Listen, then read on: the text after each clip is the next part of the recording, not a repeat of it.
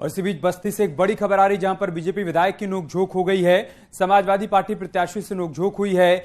अजय सिंह और कौशलेंद्र प्रताप आमने सामने आ गए। सपा प्रत्याशी का गंभीर आरोप भी सामने आया है। चुनाव प्रभावित करने का उन्होंने आरोप लगाया है। वोटर्स को लुभाने का भी आरोप उनकी तरफ से लगाया गया। हरैया नगर पंचायत का यह मामला है जहां पर समाजवादी पार्टी के प्रत्याशी और बीजेपी विधायक के बीच नोकझोंक हुई है। अजय सिंह और कौशलेंद्र प्रताप आमने सामने आ गए। उस दौरान की तस्वीरें भी हम आपको दिखा रहे हैं। समाजवादी पार्टी के प्रत्याशी का गंभीर आरोप है। उनका यह कहना है कि चुनाव को प्रभावित करने की कोशिश की जा रही है। वोटर्स को लुभाने का भी उन्होंने आरोप लगाया है। हरैया नगर पंचायत की तस्वीरें आप देख पाए। तो चुनाव प्रभावित करने का ये आरोप लगा है। ये वीडियो जो आप देख रहे हैं सोशल मीडिया पर ये वीडियो वायरल हो रहा है। हरैया नगर पंचायत का ये पूरा मामला बताया जा रहा है जहां पर वोटरों को लुभाने का आरोप लगाया गया है। अजय सिंह कौशलेंद्र प्रताप आमने सामने आ गए। क्या कुछ कह रहे हैं ये भी हम आपको सुनाते हैं। बताओ सुन लियो, चुनाव लड़ता हो, जमीन लिखवाओ जाए उनके बस्ती से हमारे सहयोगी रहमान इस वक्त हमारे साथ जुड़ चुके हैं। रहमान, बताइए इस नोकझोंक के पीछे का कारण क्या है और जो आरोप समाजवादी पार्टी के प्रत्याशी की तरफ से लगाए जा रहे हैं उनमें दम कितना है? जी बिल्कुल, मैं आपको बता दूं कि हरैया नगर पंचायत में जो चुनाव चल रहा है उसको लेकर जब जो अजय सिंह है बीजेपी विधायक है वो बूथ के पास गए, क्योंकि कौशलेंद्र प्रताप सिंह जो सपा के प्रत्याशी उनका आरोप है कि आप बूथ जहाँ पे वोटिंग पड़ी वहाँ पे आज जा रहे हैं, वोट उससे प्रभावित हो रहे हैं, जिसको लेकर तू मैं होने लगी और काफी देर तक तू मैं होती रही। और उनका आरोप है कि उनके भाई भी वहाँ गाड़ी लेकर स्टिकर लगा हुआ विधायक की और जहाँ जहाँ पे वोटिंग पड़ी बूथ के पास वो जा रहे हैं, तो जिसको लेकर उन्होंने आपत्ति जताई और उसके बीच दोनों के बीच तू मैं शुरू हो गई। जी अभी सब कुछ सामान्य है। पुलिस का क्या कहना है कि चुनाव शांतिपूर्ण तरीके से चल रहा है? इन आरोपों में कोई दम नहीं है या फिर आरोपों को लेकर जांच की कोई बात कही जा रही है? जी बिल्कुल, वो जो सपा प्रत्याशी उनका कहना हम इसकी शिकायत डीएम से करेंगे और इसके जिस तरह से चुनाव हो रहा है निष्पक्ष चुनाव के लिए और जिस तरह विधायक आ रहे हैं और वहाँ बूथों के पास उससे प्रभावित हो रहा है तो उसकी शिकायत वहाँ पे ऊपर डीएम के पास करेंगे। जी शुक्रिया रहमान आपका हमारे साथ जुड़ने के लिए और जानकारी हम तक पहुंचाने के लिए। ये तस्वीरें हम आपको बस्ती से दिखा रहे हैं जहां पर समाजवादी पार्टी के प्रत्याशी और बीजेपी विधायक के बीच कहासुनी हुई है।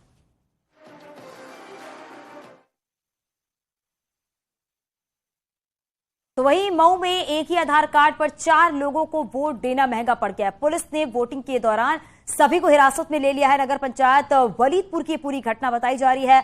वोट देने जाने से पहले ही पुलिस ने तलाशी के दौरान सभी को पकड़ लिया है। पुलिस ने सभी के ऊपर एफआईआर भी दर्ज करने का दावा किया है और पुलिस के मुताबिक एक ही आधार कार्ड पर सभी का नंबर आ रहा है और सबका एक ही बार कोड भी बताया जा रहा है। सबकी जांच के बाद कार्रवाई की बात की जा रही है। तो आपको एक बार फिर से बताते चले कि किस तरीके से फर्जी वोट डालने की बात यहां पर सामने आई और एक ही आधार कार्ड पर 4 लोगों को वोट देना महंगा पड़ गया है, क्योंकि पुलिस वोटिंग के दौरान जांच कर रही थी और उसी के बाद इन सभी को हिरासत में ले लिया गया है। नगर पंचायत वलीदपुर की पूरी घटना बताई जा रही है और वोट देने जाने से पहले पुलिस ने चेकिंग की, उसी के दौरान इन सभी को पकड़ा गया है और पुलिस ने सभी पर एफआईआर दर्ज करने की बात भी कही है।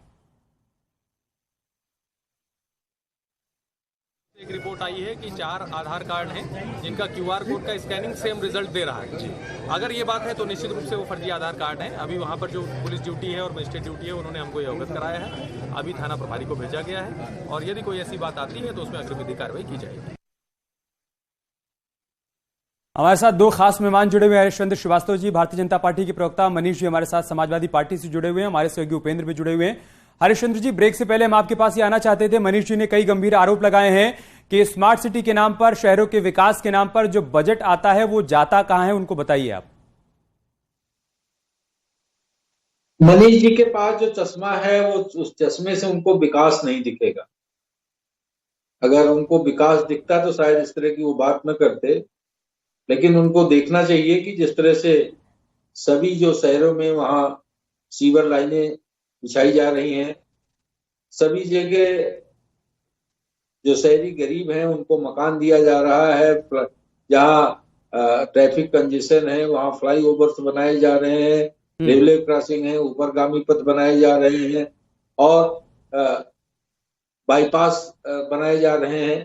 तो अब ये इनको अगर घर घर स्वच्छ जल पीने के लिए पहुंचाने के लिए हर घर नल योजना के तहत पेयजल की व्यवस्था हो रही है, मुझे लगता है मनीष जी को ये विकास दिखाई नहीं पड़ते हैं। इसलिए मनीष जी, इस तरह के स्वास्थ्य सेवाओं को जिस तरह से बेहतर बनाने का काम योगी सरकार में हुआ है, वो मनीष जी को नहीं दिखाई पड़ेगा। तो इनको अगर सकारात्मक चश्मा हो तो इनको ये विकास दिखाई पड़े। मनीष जी, आपका चश्मा नकारात्मक है। सड़क, बिजली, पानी, हर क्षेत्र में काम हुआ, ये कहना है हरीश चंद्र श्रीवास्तव जी का। आपको दिखाई नहीं पड़ रहा है। और एक सवाल मेरी तरफ से कि अगर इन सारे मुद्दों पर चर्चा करनी थी, इन्हीं मुद्दों पर चुनाव में डटे रहना था, तो फिर कल अचानक से आपके राष्ट्रीय अध्यक्ष को शाइस्ता को माफिया कहने पर दिक्कत क्यों होने लगी, उनके साथ सहानुभूति क्यों होने लगी? बहुत अच्छा आपने सवाल पूछा है और इसीलिए हम आपकी प्रशंसा भी करते हैं कि आप जिस तरह से बेबाकी से सवाल पूछते हैं उसकी एक अपनी मर्यादा होती है। हरीश चंद्र श्रीवास्तव जी बहुत लंबा चौड़ा गिना रहे थे कि सड़कों का निर्माण हमने किया है, सीवर का निर्माण किया।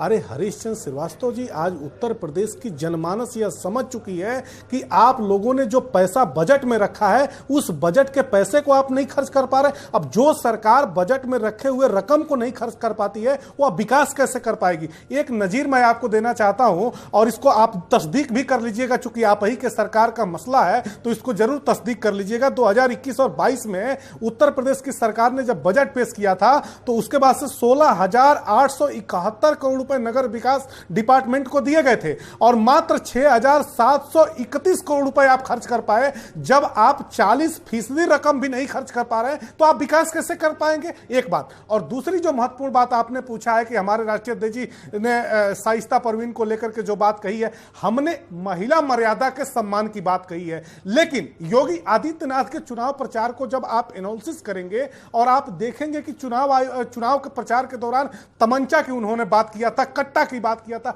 अरे योगी आदित्यनाथ जी खुद अपने साथ लाइसेंसी रिवाल्वर लेकर के चलते हैं, वो खुद उनके पास लाइसेंसी कट्टा है। जो नेता अपने साथ खुद लाइसेंसी कट्टा रखता हो, तमंचा रखता हो, दूसरे को तमंचावादी कहता है। इस तरह की उनका तमंचा लोगों ने देखा है नहीं, लेकिन अमेठी से आपके विधायक का तमंचा कल लोगों ने देख लिया। मनीष जी, शाइस्ता वाले पर आपने जवाब नहीं दिया, मैं उस पर जवाब लूंगा।